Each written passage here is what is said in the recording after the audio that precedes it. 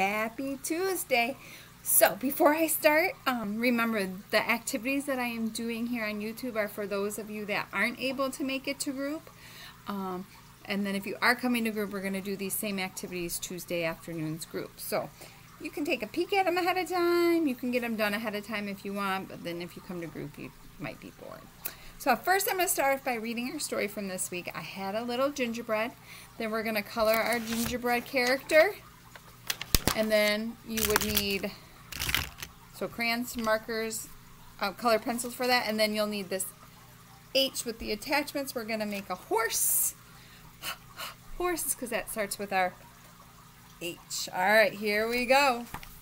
I had a little gingerbread. I worked so hard to make. I put him in the oven just to see if he would bake. He jumped out of the oven. He jumped onto the floor. And then my little gingerbread ran straight out the door. He ran past me, the lady. He ran past the man.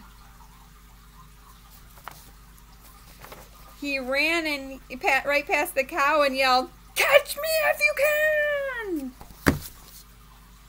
This guy likes to run. He ran right past the dog. He ran right past the horse. But when he met the fox, he was eaten up, of course. Crunch! Uh-oh. The end. Now remember, I couldn't find my cutout ones, but you have your cutouts. You can work on identifying those, all the different cutouts.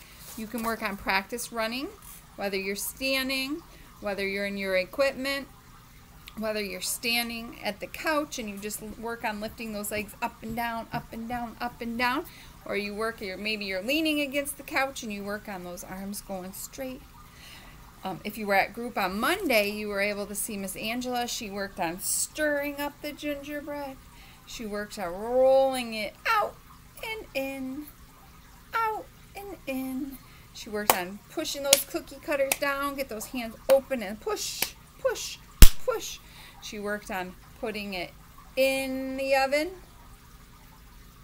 Put it in, and she worked on time. So you can work on those two while you're reading the gingerbread story. You can work on the animal sounds. Neigh, woof. Those were the animals we saw. And then the fox went crunch. All right, so you guys can work on those different things with the story. All right, next we're just going to go ahead and color your gingerbread. I have a gingerbread girl. So if you're a girl, your gingerbread had a bow. If you're a boy, he did not have a bow in his hair, or her hair rather. No, his hair would be correct because you have a boy. So you can color this any color you want. Remember, we are working on, some of us don't like to color, so we're just working on holding the crayon, feeling the pressure of the crayon or marker pushing. So remember, even if we just make a line like that, I'm okay with that. As long as they are holding, you may have to give them support, or if you have any adaptive equipment for them, but as long as they are trying and making some marks on the paper, that is good. Usually in class, I would say we try to get a couple good marks per paper when we're working, whether we're writing or coloring. But again, it doesn't have to be perfect. And it's okay if you get one mark and they pull away. Sometimes their bodies tend to pull. You can give them a break before coming back to do the next one. So, and if your gingerbread is all one color, because maybe you're working on with adaptive equipment and holding that one color, I can't think of the names, but I know a few of you have them at home, the rubbery stretchy parts that go over the utensils. Sorry, having a brain fart. So your gingerbread can be all one color if you want it to be, so that you can work on just holding that marker. So really, your purpose today of coloring this is because we're talking about gingerbreads, but also to work on holding a writing utensil, kind of building that stamina. That means the length you hold it for. So trying to get it, the time rather, I want you to try and hold it as long as you can. If you have to take breaks in between, that's okay too, Miss Jamie. Just want you to keep practicing. So I'm not going to color my whole gingerbread for you guys. That might get boring. But just, I'm holding it for a little bit. Practice holding it. Okay. So I'll color one more part. And then we will move on to the H, to the horse. But work on holding your pencil here, here, your marker, however you hold it.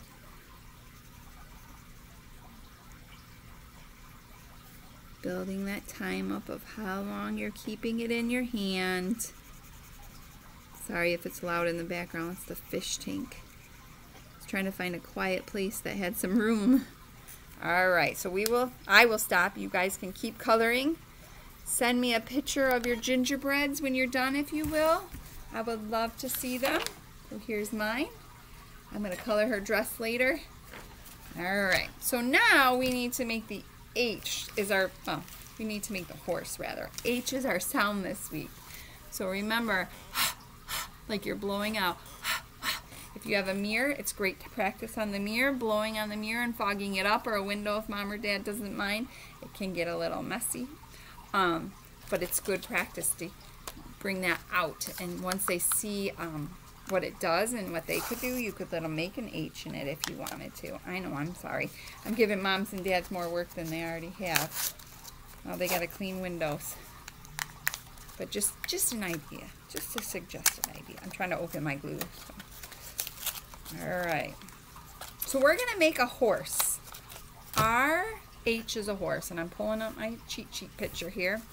So paper clip to here, you should have some different pieces. And remember, your H is going to go so big it's going to fall. I'm going to move it here.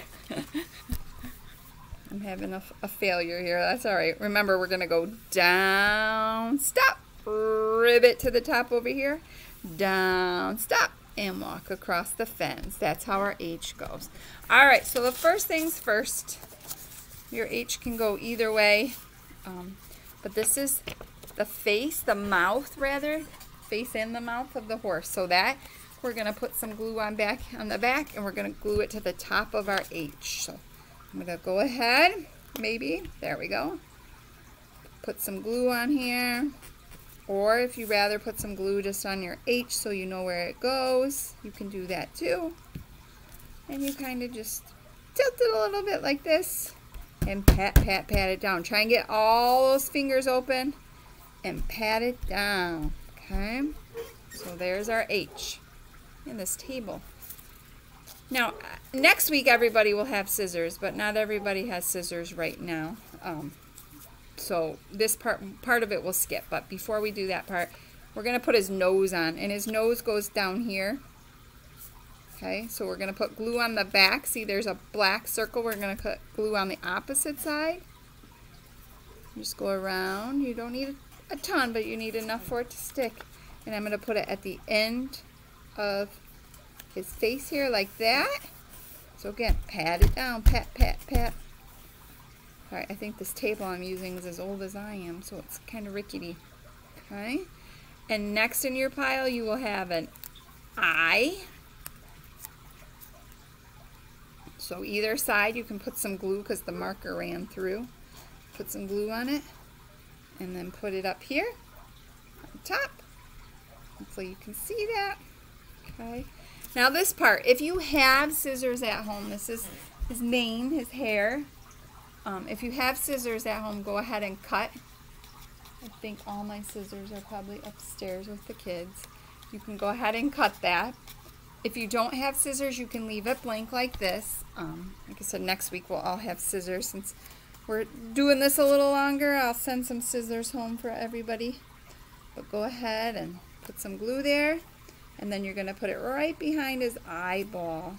That's his hair. Oh, never mind. Take that one off. Ha! Miss Jamie's not paying attention. the ladies got this ready for me, and look at, they did cut it, so we have hair. So this is the one that should be going here. So right here, you're gonna put it right there, and there's his hair. Miss Jamie didn't observe well enough. Sorry, gang. Okay. What I was trying to put on him was his tail. Oh my goodness. Oh my goodness. So we're gonna go ahead down here, like just underneath that part. You're gonna just put a little on the edge here, kind of tilt it like that. Okay. And then these part are like his hooves. They're gonna go two. You can either do them long way or tall way, however you want, but two are gonna go on each foot. Can you see that down here?